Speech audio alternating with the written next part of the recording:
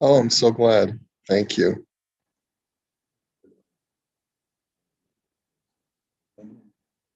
Yeah, I went there. He can spoke there. Well, he got the short. We got the short end of the stick by having him.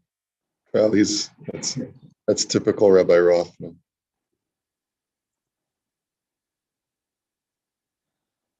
Okay. All right. So let us continue where we left off. I have a little bit of a headache this morning from okay, but I'll be fine. I guess maybe I just haven't had coffee in a little while. Okay. So what we learned is that when collecting from a debtor who really has very little, the Torah requires us to take collateral, but to leave him with the bare essentials that he needs in order to survive. And the way that the Rav Shulchan Aruch says this, Rak kishenotel b'toras piraon. So he said two things. He says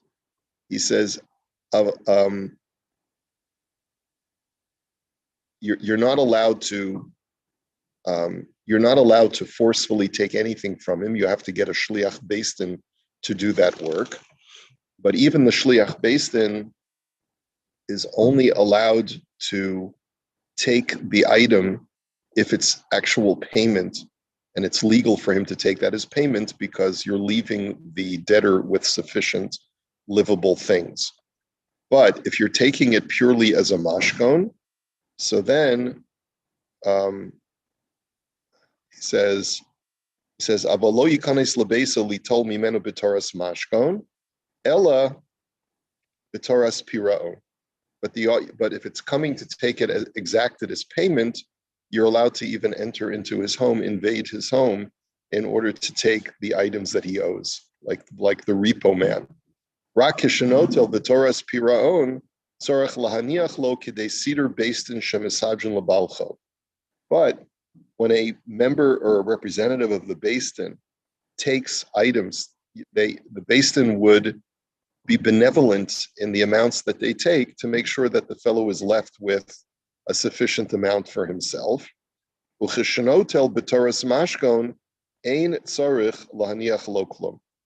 that's when you're taking it as payment, as permanent payment.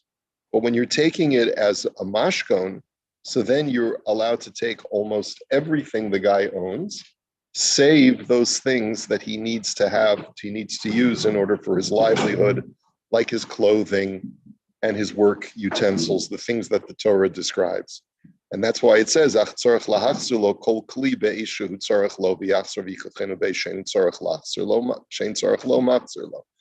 says, so let's just clarify. When you're taking payments, when you're doing repossession, the beis din is doing repossession of goods from a debtor in order to pay his debt. So then they can take whatever they like, but they have to leave a person a certain minimal amount that they deem to be benevolent. And that's that's I don't know, maybe a little bit of furniture, a little bit of clothing, the amount that he needs, like we said, like for a month, as far as food, clothing for, I forgot how many days we said it was for, but a year for clothing, but basic amounts that he would need in order to live, yes, and with a lot of austerity, but nevertheless he'd be able to get by. That's when you're taking it as piraon, as you're taking it as payment. When you're taking collateral, you're allowed to take even more than that. And if that all the guy has is one garment that he uses during the day, so you take it at night and you give it back to him during the day, which is like really stripping him bare. Okay. Now the question, of course, is what's the benefit of that? It turns out that the creditor can't really use those things. Yeah. So, and it's a huge tircha. The tircha on the beis din. Okay. So b'toras mashkon ein tzarich lahaniach lo klum. So with taking collateral just to make sure the guy will pay back the debt, so then you don't have to leave him anything. Perish b'dvarim she'efshel liyosu lasem, when it comes to things that he could survive without. Aval dvarim she'efshel liyosu lasem could go beged b'kelim she'ochel bahem, such as the clothing on his back and eating utensils like a fork and a knife, osam in a bowl. Those you have to leave for him, as we're going to see. Lahachzerlo, and every day you have to give it back to him. V'chol zemayri kishemashchano shelo bishas halva asa. Aval bishas halva mevor lekamen simentesov den sarach lahachzerlo midi ayin sham. This is only, there is the Torah's example of where you take things and give it back every day, take it, give it back, is only when the Beis Din has to get involved after the loan was made. But if at the time the loan was made, the debtor designated his eating utensils, like his china cabinet and the things that he eats with, so then you don't even have to, that can be confiscated and you don't have to give that back. That's derived from the Gemara. And so, for example, if a guy sleeps with a pillow, you take the pillow during the day and you give it back to him at night. The afal pisha eno tzarich kol kach, and he says, and even though a pillow is not essential, because plenty of times you can sleep without a pillow. I can't, but or like Tisha B'Av, you can sleep with one less pillow. She'ef shelo lishan al matzah, because he could always lie down on a cushion. Mikol makom b'makom sheragilim b'kach tzarich lahachzir lo akar. But if that's become the social norm that normal people sleep with a pillow, so then you have to give him back his pillow. And furthermore, this is the general rule for any personal effect that the creditor gets a hold of, can't use it. He's not even allowed to use it during the time that he's holding on to it because he can't even rent it out. In other words, so obviously the question is, so what's the point of this whole thing? So and if he has a plow that he uses for work, you take it at night, give it back to him in the morning. The imtomar imkain mamoil lo hamashkan. He says, what's the point of this, of taking collateral? I can't use your pillow at night. I have no use of a plow. I can't use your pillow by day. I have no use of your plow at night because you don't plow at night. So what's the point of this whole exercise? So one benefit is that, and this is coming up now because it's the Shemitah year is ending. We know that debts are wiped out by the end of the Shemitah year. Okay, v'chein g'lo yasem metaltalin eitzel banav. And furthermore, we also know that a person is if the debtor dies, we want to make sure that the creditor will be able to collect from his personal effects, and it won't automatically go over to his heirs, because there's a halacha that heirs who inherit chattel, the creditor cannot collect from chattel that is passed down to heirs, but they can only collect from real estate. So in this situation, the metalta liyasti in mishavan l'malva min adin, because technically chattel does not become part of the collectible debt when a person dies. But by doing this process, you avoid Shemitah wiping out the debt without having to write a prusbul, and you also make it so that you have sort of a foothold on this chattel. But there's an additional reason, and this is the main reason. As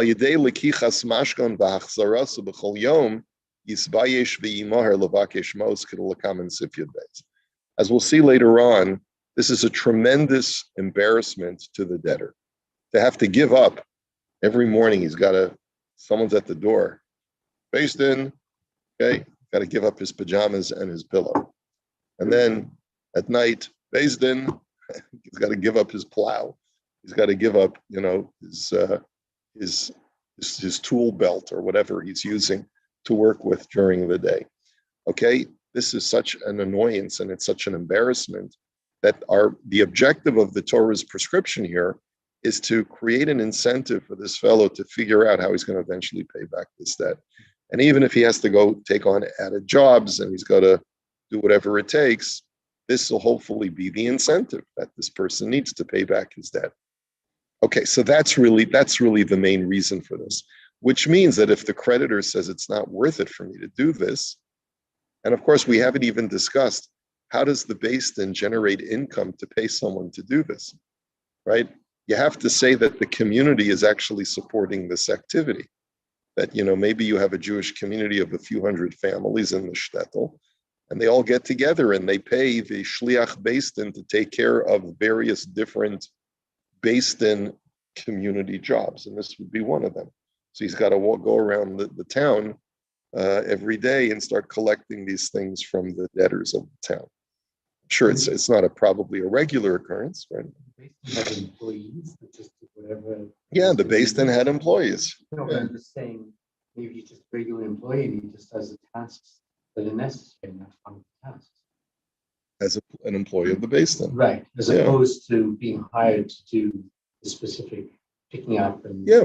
Right. That's what I'm suggesting. Yeah. Okay.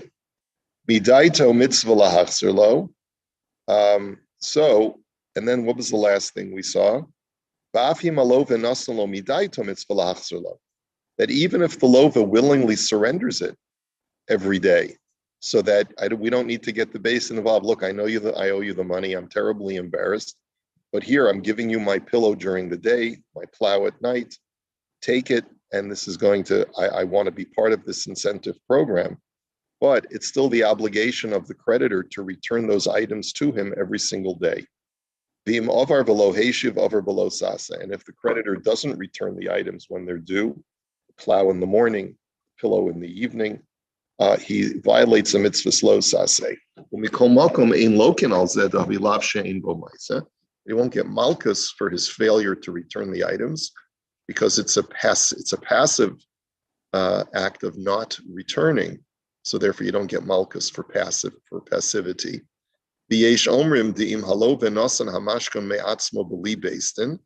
And others suggest that if the lova voluntarily surrenders these items without getting the shliach Beis Din involved,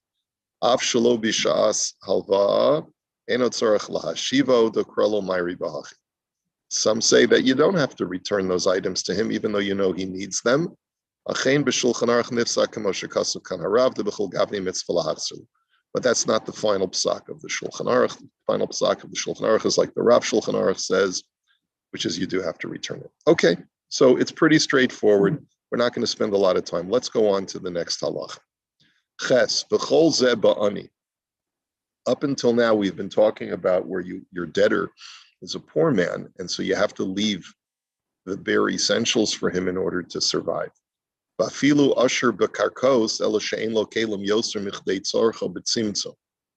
similarly, if a fellow is a wealthy landowner, but for whatever reason he hasn't sold off his property to pay off his debts, he will have to surrender his basic necessary utensils in order to show goodwill, so that eventually you get paid back your debt. And in the interim, you get to take his basic items, but you have to return them when he needs them again. Well, let's say a guy has two pillows, right? So then he's got to surrender one pillow permanently as payment for the loan, and he can keep only one pillow. And the creditor is not obligated to give back that pillow in the evening so that his wife and kids can use the pillow. Why? Shenemar, Hashev tashiv lo v'lo li'ishto uvana. Because the obligation is only to give back to the debtor his essential pillow. What are his wife and kids going to do? Not my problem. In other words, it's a little bit harsh, right? But halachically, I'm entitled to take the pillows. All the pillows in the house belong to you, the debtor, so they are serviceable to the debt. The fact that your wife and kids need pillows, not my problem. I only have to leave one pillow for you. I'm not obligated to leave more. Of course, a debtor is going to be a little bit more benevolent, we would hope, but this is technically what is within his rights to do. Which, okay, don't know what to do. I don't know what to do about that. The Beis Din might have to get involved and try to come up with some compromise. Okay. Next, halacha tes. The kelim she'osim b'hem ochel nefesh. Now, what about instruments, tools, utensils that actually a person needs for his sustenance? Afilu yesh mehem harbe etzlo va'osa b'kulan. Even if he has a lot of those utensils, but he needs all of them because he runs a big farm, let's say, and he needs all of the machinery and the materials in order to run his business. So asr litol afilu echad mehem lo mashka. You're not allowed to take even one of them as collateral. Shene'emar lo yachavol rechayim v'rachev ki nefesh hu chavel. As the Torah says, you may not confiscate a mill and an upper millstone and a lower millstone because you're taking away his life. The rabbos kol davar she'osim bo ochel nefesh. Bless you. This includes any item that a person uses for his livelihood. Kagon yoresh mevashlin ba, such as a pot that a person has in his house with which he cooks, or va'areva shaloshin ba, or a trough which he uses to knead the dough. The sakin shel shchita, or a slaughter knife, the chayotze bohem mikelim sheha'ochel naaseh, the niskan bohem, and anything that is used to prepare food. Those things, I guess the argument is those things are used both during the day and the night, and therefore you can't really take them at one specific time over another. Aval sakin shemechaschen basar upas. He says this is only when the food is prepared in those utensils. Okay, but let's say you have a utensil that is used to cut meat and to cut bread. That's not a preparatory utensil. A person theoretically could get by without those items, but he would have to eat more like a savage than he would eat like a regular person. And therefore, those things are subject to confiscation. The ha'ochel nefesh atzmo muter l'mashchein uvilvad sheyishalo kedei sidur balcho. The food itself, you are also allowed to take and confiscate, provided that you leave the necessary amount that the Beis Din determines a creditor needs. Okay? So, I guess, so when it comes to, I guess a plow is not something that you prepare food in, and that's why it can be confiscated in the night and returned in the day. But certain utensils that you use on a constant basis to prepare food, like a millstone or a pot or a slaughter knife, where you actually make the food ready to eat, so those things can never be confiscated. And again, that's derived by the Gemara in the way that it reads the psukim. So let's see. Harehi kika'ara, but if it's a knife that's used to cut a loaf of bread, that's not the same thing. Ach gam ka'ara kasav le'el sofsif zayin ba'asr litlo kevin shenisrach lo b'yom v'layla. And even though we mentioned in the previous sif that if it's something that a fellow uses both day and night, then you cannot confiscate it because he may need it all the time, like a plate. He says, we'd have to explain that we're talking about a plate where he's got a whole set of dishes, right? If he had multiple dishes and a dish was something that he needed in order to prepare food, so then you wouldn't be allowed to take any of it. Kevin shebemitzias whom mishtamishem, he uses all of them. But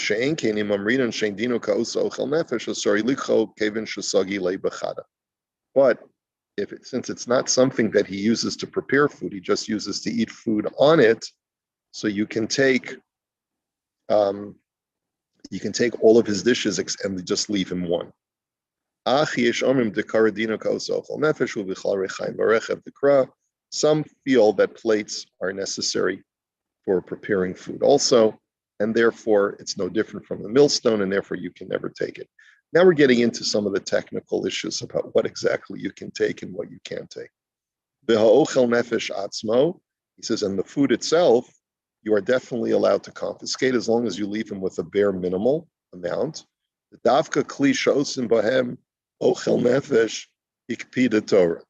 says, because only a utensil which is used to prepare food does the Torah say you cannot take. But the food itself, you are allowed to take. So if a guy has any commodities of food, such as bread, meat, beer, and so forth, as long as he has enough provision for 30 days, which is what we said that the amount of food you have to leave him, so if a guy has a storehouse with barrels of wine, he's got some, we all have supplies of food in our house that, let's say, bottles of wine or bottles of schnapps or things like that. Those are all collectible for this to service the debt. The betoch shloshim yom halalu ya'aseh melacha. Because why? Because we assume as long as we leave you 30 days of food, in those 30 days, you'll work and you'll earn more money to be able to purchase new food.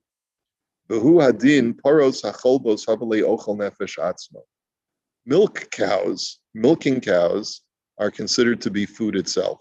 So you can confiscate a person's milking cows as long as you leave him what he needs for his basic parnasa. V'hinei aftalo nesar min haTorah ela kelim shosim b'hem ochol nefesh, aval b'shar kelim shel unim shosim b'hem unis lisparnis mehem oschar shesocher b'hem leka b'hem isura. He says, even though the Torah only prohibits taking utensils that prepare food, but other let's say, other working utensils that a person uses to make a parnasa, there's no isser to take it. You could confiscate those things at least temporarily. Mikol makom kasav b'chidush echsam sofer debizman hazeh shikram yichsiachsam likach b'hakafa b'chanus. But the Chassam Sofer writes that the halacha has changed nowadays. And he says that nowadays, people buy on credit. They buy food on credit. And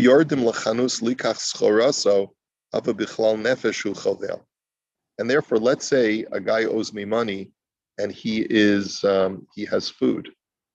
Okay?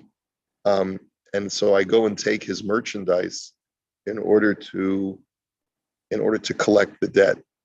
So even though technically you're allowed to collect food, but not if a person does business with the food. If a person's business is as a food purveyor, so then you're taking away his mamish's livelihood.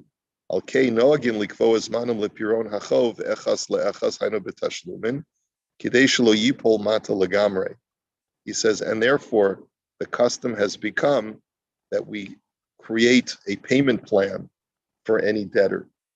As a general rule, we create a payment plan and we say, how do you plan to pay this off? And so basically the bottom line is what, based on this Chassam Sofer, the halacha has really changed. That nowadays we don't go down into the threadbare minimum for a debtor, but rather we say to him, listen, we know that you need basic things in order to live. Even food, we can't say that we're only going to leave you 30 days of food, especially if you make money off of some of the items that you sell. So therefore, the deal's going to be is that we're going to create a payment plan. And you've got to pay us off in installments. Ve'elokim nitzav ba'adas kel. And Hashem stands in the congregation of God. In other words, the reason why I believe he's quoting that pasuk is because Hashem is watching. And we have to make sure that we don't leave people so destitute that they're going to become completely out on the street because we're going to destroy their business in the process. So therefore, even if people have appliances and utensils, but you know that they need them for their business,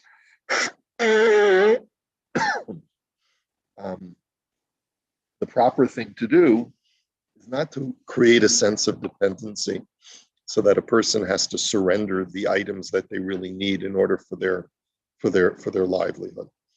And even though we said previously that you are allowed to take a person's plow, just as long as you return it every morning, I guess that would be a drastic situation. But otherwise, Beis Din will arrange a payment plan. And that's really the general way that we service debts, is that the Beis Din will create a payment plan that every month you have to pay off a certain amount of money. They'll figure out how much you have to pay off, and they won't require you to pay it all off immediately and confiscate your goods as a means of making you pay it off. Okay.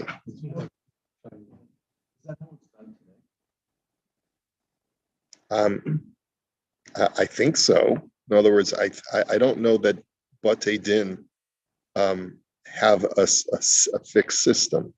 Batei Din will, but what the Batei Din will do is that they will, when they issue the psak, they will explain how the money is to be paid. If usually the Beis Din will not get involved in a payment plan. I haven't seen that. They will issue a psak of whether Shimon owes Reuven money or Shimon does not owe Reuven money, and here's what is owed. Now, if Shimon would come back to Beis Din with hat in hand and say to them, Rabbi Isai, I accept your psak, but I can't afford, simply don't have the money. So then they'll probably work with both sides. I mean, that's the psak din that we had. Yeah. And you have to. No, you could. I mean, you could. We had a psak, and in the psak that Beis Din gave us, they said X amount of the debt is due by October 1st. And then the balance is due 6 months after that. Okay. The debtor came back and claimed hardship and couldn't do it. So by law, by the basic halacha, we would have had the right to confiscate all of their, let's say if it was a caterer, we would be able to confiscate all of their machinery and their appliances in order to service the debt. But like the Chassam Sofer says, make arrangements. Don't go so far into a person's parnasa that you're creating a situation where you're creating a cycle of poverty for this person. Allow that person to continue being able to work so that he'll be able to eventually pay you back. So that's the general rule that we just saw.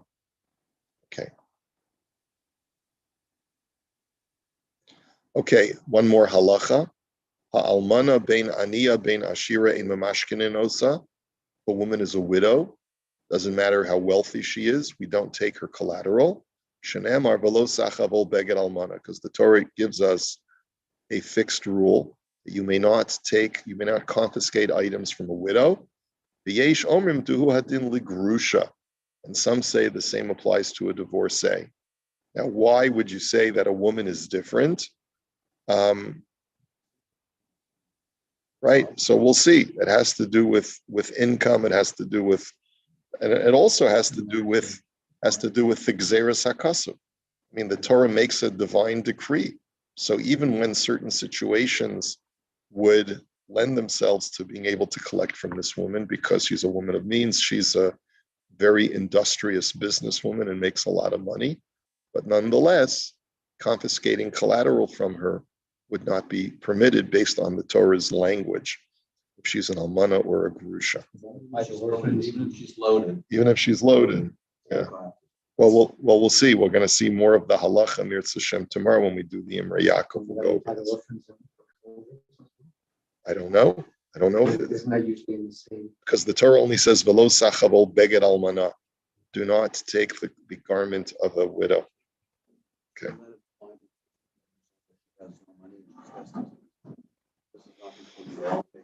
Is it today where everything's 50% divorce? It's not the same concept of the today as it was. presumably so? Right. Presumably so, but let's see. We'll look at the Imrei Yaakov tomorrow.